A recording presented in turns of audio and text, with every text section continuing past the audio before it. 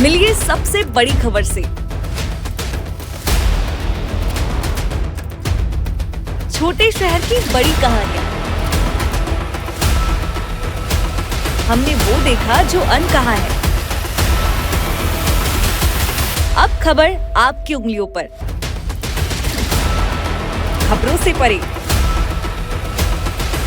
हर खबर पर हमारा नजरिया। इंडिया टाउन न्यूज, भारत की बात। जनता की आवाज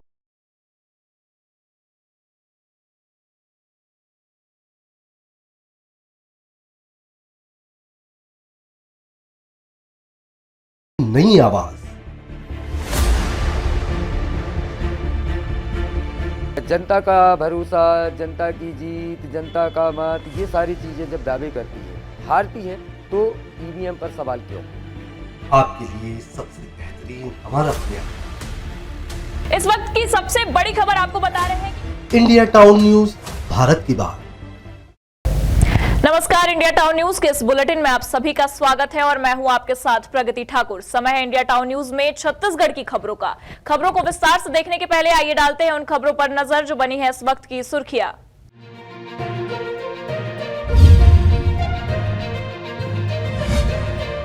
सामने आई राइस मिलर्स की मनमानी, 72 करोड़ से ज्यादा का नहीं मिला वापस चावल। कस्टम मिलिंग में घपलेबाज, 54 मिलों को विभाग का नोटिस। राज्य शासन के आदेश का विपणन विभाग कर रहा इंतजार।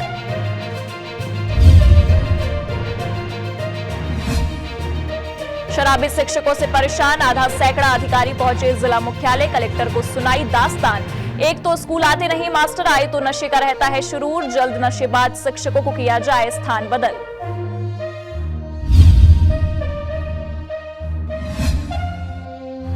अबूझमाड़ में अब फुटबॉल के नेशनल प्लेयर का होगा आना जाना। नारायणपुर में बना सिंथेटिक ग्राउंड, रामकृष्ण मिशन संस्थान आश्रम ने बिना सरकारी मदद के बनाया मैदान। विधायक ने किया उद्घाटन।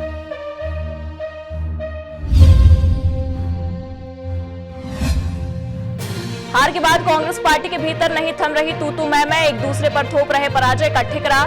नगर अध्यक्ष पर लगाए थे कांग्रेस उम्मीदवार के पति पर हारने का आरोप। नगर पंचायत अध्यक्ष ने कहा उनकी बी टीम है हार की जिम्मेदार।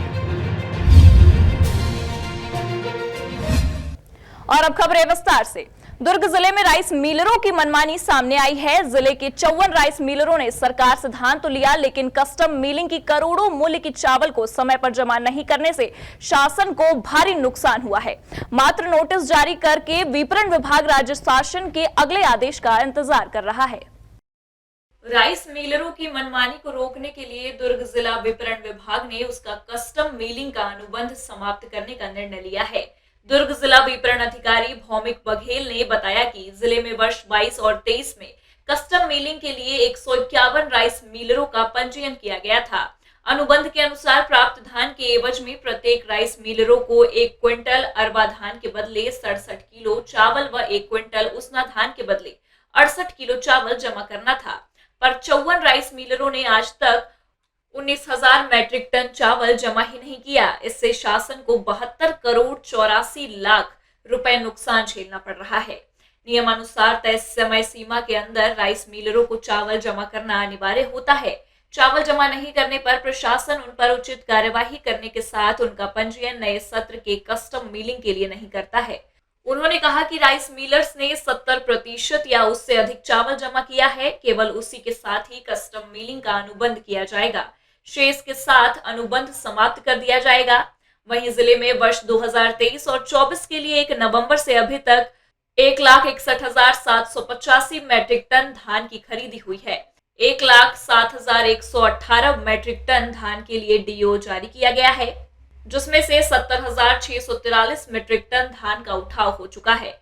शेष 36,475 मैट्रिक टन धान अभी भी धान उपार्जन केंद्रों में खुले आसमान में पड़ा है। तो कुल जो बचत राइस मिल थे, इसमें अभी जो है 54 राइस मिलों से हमारा चावल जमा करना बाकी है, जो लगभग 19,000 टन की क्वांटिटी में है। हाँ, अंतिम तारीख जो है इसकी 30 नवंबर थी और उसमें मुख्यालय के निर्देशानुसार जो सभी जो राइस मिलर है, सभी 54 राइस मिलों को जो है नोटिस जारी किया गया है राशि जमा करने के लिए। वर्तमान में जो है राइस मिलों द्वारा अतिरिक्त समय की मांग की जा रही है, लेकिन यह जो है शासन स्तर से संबंधित मुद्दा है, तो उसकी जानकारी शासन स्तर से। वर्तमान में जो है शासन के निर्देशानुसार गत वर्ष जिन्होंने 70% से अधिक चावल जमा कर लिया था, उन राइस मिलों का करंट के लिए जो है अनुबंध कर लिया गया है, और यदि इनके द्वारा जो है शासन के अगर आगे इसमें निर्देशित किया जाता है तो इनके बिलों से भी इनकी राशि की कटौती की जा सकती है। दुर्ग से इंडिया टाउन न्यूज के लिए अतुल शर्मा की रिपोर्ट। जीत के बाद पहली बार पूर्व मुख्यमंत्री डॉक्टर रमन सिंह अपने विधानसभा क्षेत्र राजनांदगांव पहुंचे, जहां भाजपा कार्यकर्ताओं और जनता ने अपने विधायक का जबरदस्त स्वागत किया। इस दौरान रमन सिंह ने जनता का आभार रैली के माध्यम से शहर में भ्रमण करते हुए किया। रमन सिंह ने अपनी जीत को भूपेश बघेल की हार बताते हुए पूर्व कांग्रेस सरकार, पूर्व मुख्यमंत्री और कांग्रेस प्रत्याशी पर जमकर निशाना साधा।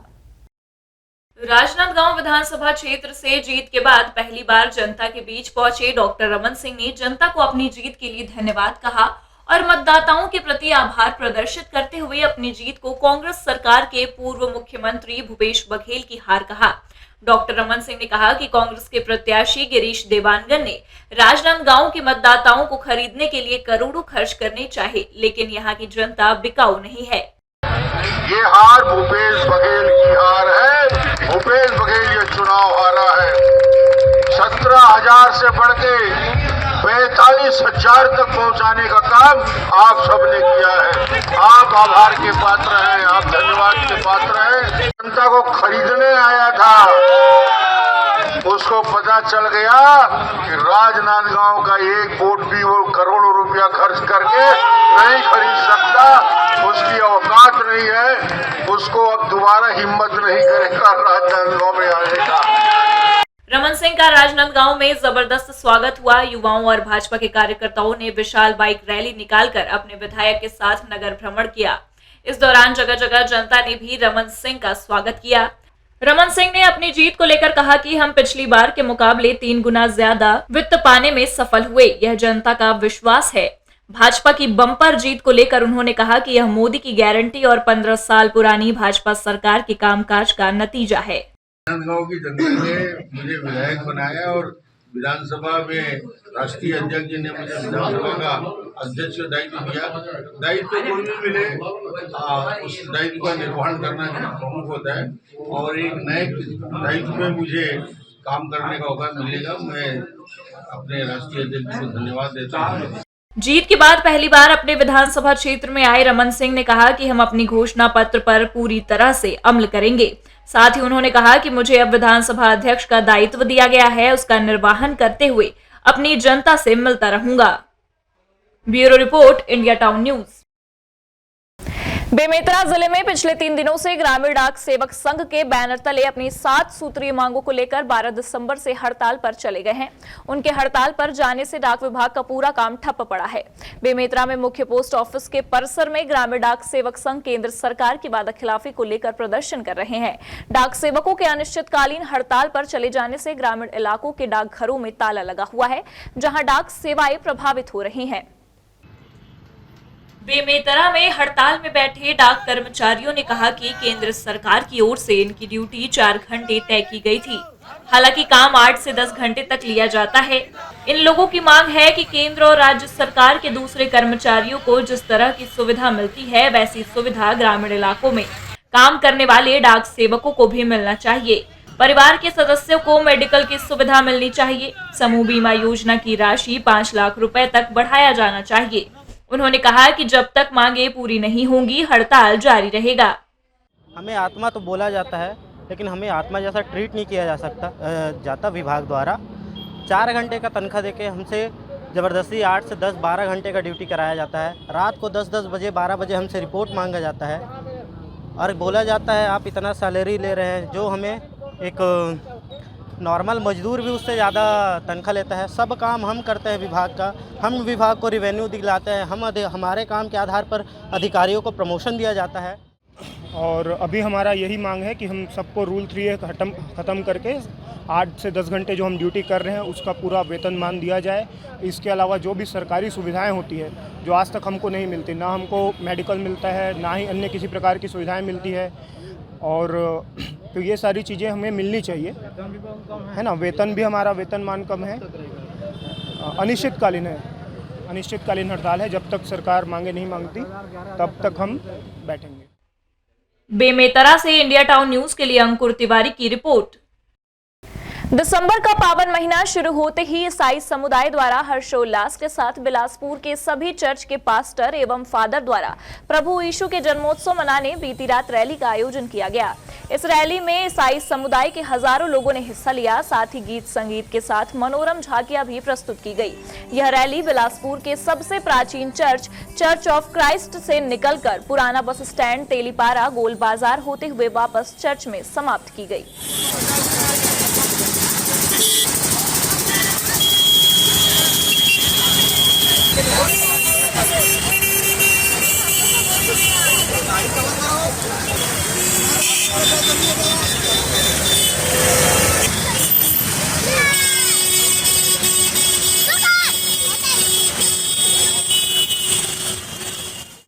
छत्तीसगढ़ में हुए विधानसभा चुनाव में सूरजपुर के भटगांव विधानसभा से जीतने के बाद नवनिर्वाचित विधायक लक्ष्मी राजवाड़ी के भटगांव विधानसभा पहुंचते ही कार्यकर्ताओं ने बाइक रैली के साथ आतिशी स्वागत किया गया। दरअसल विधानसभा से 44,000 से ज्यादा वोटों से जीत हासिल करने के बाद भटगांव विधानसभा की विधायक लक्ष्मी राजवाड़ी को रायपुर बुला लिया गया था। इसके बाद वह आज अपने विधानसभा क्षेत्र पहुंची और पूरे क्षेत्र का दौरा किया। इस दौरान उन्होंने कार्यकर्ताओं का आभार जताया। उन्होंने कहा कि क्षेत्र की जनता से जो मैंने वादा किया था उसे हर संभव पूरा करने की कोशिश करूंगी। वहीं पत्रकारों के मंत्री बनने के सवाल पर कहा कि यह तो संगठन का फैसला है, किसे मंत्री बनाया जाएगा। पूरे भारी मतों से इस बार विजयी दिलाए हैं अपनी लक्ष्मी बेटी की बहन को, और वो उत्साह आज दिख रही है और हमेशा से दिखी है। ये गणना विधानसभा में पूरी भारतीय जनता पार्टी का जीत है, यहाँ के पूरे कार्यकर्ताओं की जीत है। तो स्वागत के लिए जगह जगह पे स्टॉपेज है। जिस तरह से भाई एक उम्मीद रख के ही भारतीय जनता पार्टी को वोट दिया है, मोदी जी की गारंटी, निश्चित ही जो उम्मीदें हैं उनकी, हम केंद्र सरकार की योजनाओं को घर घर तक पहुंचाने का काम करेंगे और हमारी राज्य सरकार की जो घोषणा पत्र है उसको भी घर घर तक पहुंचाने का काम करेंगे, और जो अपन जितना कर पाएंगे उसे अधिक करने का प्रयास करेंगे। महासमुंद जिले के बसना विधानसभा के नवनिर्वाचित विधायक डॉक्टर संपत अग्रवाल के प्रथम नगर आगमन पर पिथौरा नगर में लोगों ने किया भव्य स्वागत। डॉक्टर संपत राय के स्वागत में जगह जगह आतिशबाजी के साथ पुष्प वर्षा भी की गई। वहीं अघरिया समाज के द्वारा लड्डू से तौलकर स्वागत किया। साथ ही ब्राह्मण समाज, कलार समाज, अग्रवाल समाज ने भी स्वागत किया। पूरा पिथौरा नगर भगवामय बना रहा। समापन के दौरान नवनिर्वाचित विधायक डॉक्टर संपत अग्रवाल ने पिथौरा के बस स्टैंड में सभा को संबोधित करते हुए कहा कि बसना विधानसभा के मतदाता ही मेरा परिवार है और मुझे जीत दिलाकर विधानसभा तक भेजा गया। इसके लिए मैं बसना विधानसभा के सभी मतदाताओं का आभारी हूं और आज से बसना विधानसभा में चंदा कमीशन खोरी नहीं होगी और अधिकारी कर्मचारियों को भी सख्त हिदायत है कि लोगों से भाईचारा बनाकर चले और उनका काम सहजता के साथ करे, नहीं तो कार्यवाही होगी और इसके लिए वे स्वयं जिम्मेदार होंगे। खुशी हो रही है अपने परिवारजनों के बीच में आके। बसना विधानसभा को मैंने अपना परिवार माना है और यहाँ के मेरे परिवारजनों ने अपना जो आशीर्वाद रूपी वोट देके प्रचंड बहुमत से विजयी बनाया है, उसके लिए मैं इनका आभार व्यक्त करने के लिए आया हूँ। और साथ ही अब जो वादे किए थे तो काम में लगने का भी अब समय आ गया है। यहाँ की मूलभूत समस्याओं को दूर करने के लिए भी आज से काम स्टार्ट करने के लिए भी आया हूँ। प्रत्येक गांव में मैं कई बार गया हुआ हूँ और यहाँ की समस्याओं को खूब भली भांति जानता हूँ। अभी तो हर गांव में 90% गाँव में देहातों में हमारे पहुँच मार्ग भी ठीक से नहीं है और है तो काफ़ी जर्जर हो चुका है। वो सबको पहली प्राथमिकता में और गांव का पहुँच मार्ग का रोड बनवाया जाएगा और उसके अलावा फिर जो भी मूलभूत समस्याएं हैं ये समाधान किया जाएगा। महासमुंद से इंडिया टाउन न्यूज के लिए स्वप्निल तिवारी की रिपोर्ट। अब वक्त तो चला एक ब्रेक का। ब्रेक के बाद देखेंगे देश प्रदेश से जुड़ी कुछ और खबरें। मिलिए सबसे बड़ी खबर से।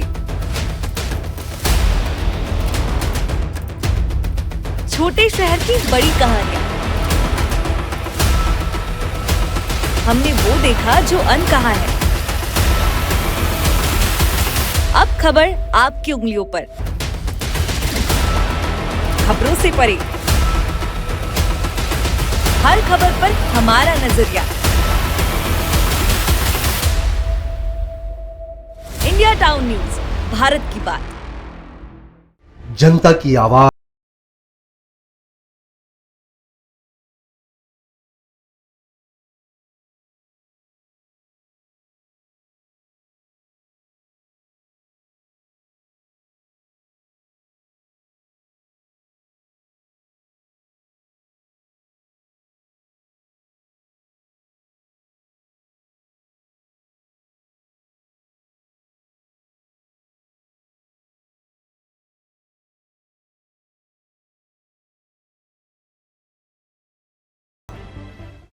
ब्रेक के बाद आप सभी का स्वागत है।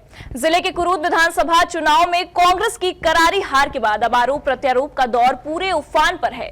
कांग्रेस प्रत्याशी तारिणी चंद्राकर के पति ने जहां पार्टी के कुछ लोगों पर चुनाव में भीतर घात करने का आरोप लगाते हुए प्रदेश संगठन से शिकायत की है, वहीं अब इस मामले में नगर पंचायत अध्यक्ष तपन चंद्राकर भी सामने आ चुके हैं।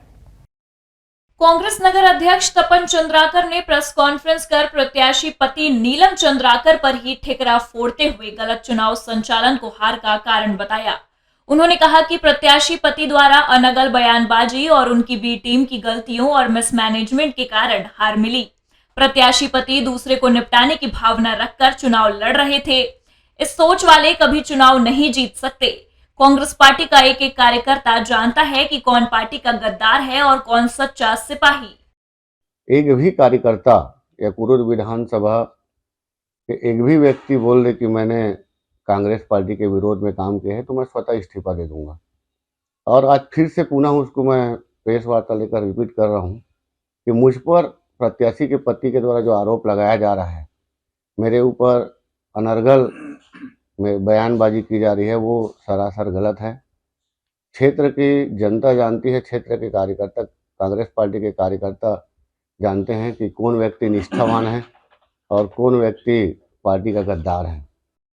नगर अध्यक्ष ने कहा कि कुरूद में भी तारिणी चंद्राकर वैतरणी पार कर कांग्रेस की विधायक बन रही थी, लेकिन उनके पति नीलम चंद्राकर के अहंकार, वरिष्ठों को दरकिनार करने और लगातार अमर्यादित बयानबाजी के चलते हमें हार का सामना करना पड़ा।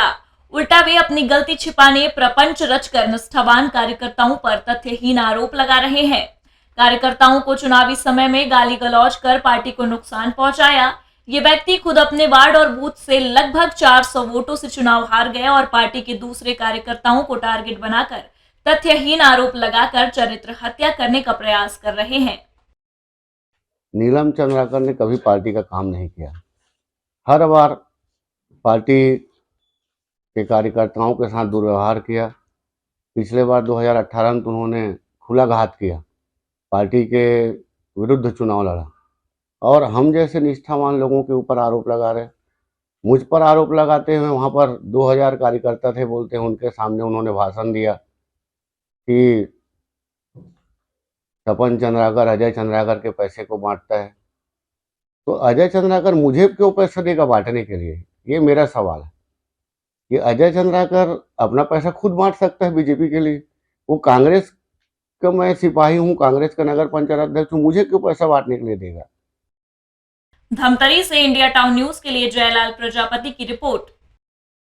सूरजपुर के स्कूली बच्चों ने राज्य स्तरीय खेलों में बेहतर प्रदर्शन किया, जिसके बाद उनका चयन दिल्ली में होने वाले राष्ट्रीय खेलों के लिए हुआ है।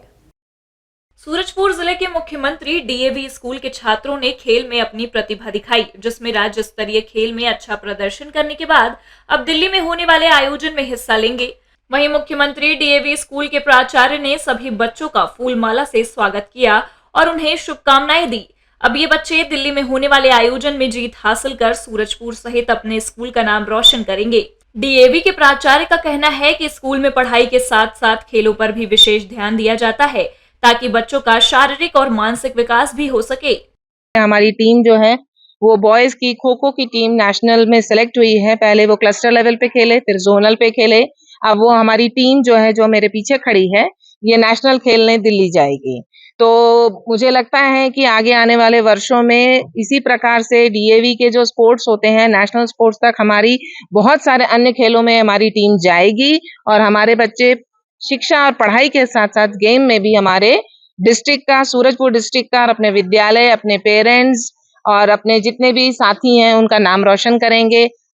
वहीं स्कूल के छात्र भी स्कूल में हो रहे आयोजन से काफी खुश नजर आ रहे हैं और कहना है कि स्कूल के शिक्षक स्कूल में पढ़ाई के साथ साथ खेल में भी विशेष ध्यान देते हैं, जिससे कि हम लोग आज राज्य स्तरीय खेल के बाद अब दिल्ली में अपना अच्छा प्रदर्शन करेंगे।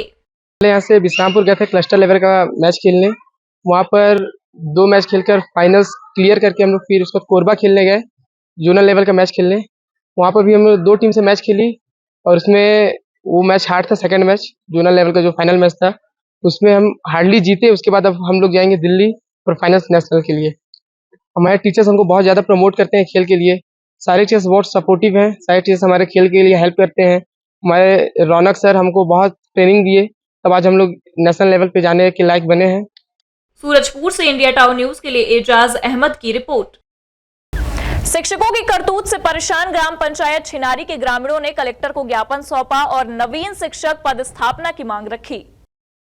नारायणपुर जिले के ग्रामीण क्षेत्र के स्कूलों में शिक्षा विभाग के उच्च अधिकारियों द्वारा मॉनिटरिंग न किए जाने के कारण शिक्षक मनमानी पर उतर आए हैं। वे आए दिन शराब के नशे में धुत होकर शिक्षा के मंदिरों में पहुंच रहे हैं, जिससे न केवल शिक्षा का स्तर नीचे गिर रहा है बल्कि बच्चों पर भी इसका विपरीत प्रभाव पड़ रहा है। बता दें कि नारायणपुर जिले के छिनारी ग्राम पंचायत के अंतर्गत आने वाली 3 प्राथमिक शालाओं छिनारी प्राथमिक शाला, धोबिन पारा प्राथमिक शाला और बैलापाड़ प्राथमिक शाला में पदस्थ 3 शिक्षकों की करतूत के चलते शिक्षा का मंदिर दूषित हो रहा है। दरअसल ग्रामीणों द्वारा दी जानकारी के अनुसार इन तीनों शालाओं में पदस्थ शिक्षक वैसे तो स्कूल में बहुत कम उपस्थित रहते हैं और जब भी उपस्थित होते हैं तब शराब के नशे में चूर अध्यापन कार्य करते हैं, जिससे नाराज ग्रामीणों और बच्चों के परिजनों ने कई बार शिक्षकों को समझाइश भी दी थी। बावजूद इसके सुधार नहीं होता देखकर 50 से अधिक ग्रामीण जिला पंचायत सदस्य गंगा दाई सोरी के साथ जिला कलेक्ट्रेट पहुंचकर संबंधित शिक्षकों को हटाने का ज्ञापन सौंपा है। और हमारा मांग है और गांव वाली का मांग है, उससे पहले भी हम लोग ने टीचरों से शिकायत किए थे कि और कलेक्टर सर से भी बात हुई थी, मुलाकात हुई थी कि सर हमारे स्कूल में पी के आते हैं और मैंने भी वार्निंग दिए थे और फिर बीओ सर भी जाके बोले थे कि नशा करके ना आए। उसके बावजूद भी हर बार नशा करके आते हैं। जब भी मैं गई हूँ तब तक नशा ही करके आए हैं। वहाँ के टीचर की समस्या ये है कि उन लोग जो पहली से 5वीं क्लास पढ़ाते हैं प्राथमिक शाला में, जो पढ़ाने के बावजूद भी उन लोग पी के पढ़ाते हैं। पी के इसलिए पढ़ाते हैं क्योंकि जो मिडिल क्लास में अगर जाएंगे 6वीं क्लास में, तो 6वीं क्लास में जाने के बाद उन लोग पहली दूसरी ABCD ठीक ढंग से नहीं जान पा रहे हैं। जान इसलिए नहीं पा रहे हैं क्योंकि उन लोग पी के पढ़ाते हैं। पी के पढ़ाने के बावजूद भी उन लोग ठीक से शिक्षा नहीं ले पा रहे हैं। दारू वारे नशा बहुत जो टीचर वहाँ के प्राथमिक शाला में जो पहली से लेकर 5वीं तक पढ़ाते हैं। ऐसे टीचर हैं जो ऐसा कर रहे हैं? 2 हैं, तीनों हैं। इसलिए वहाँ के जो इन लोग जैसे कि दादा लोग आए हैं, जो उन लोग का कहना है जो अच्छा टीचर हमारा बेटा लोगों को भविष्य दे सके, ऐसा टीचर मांग करना है।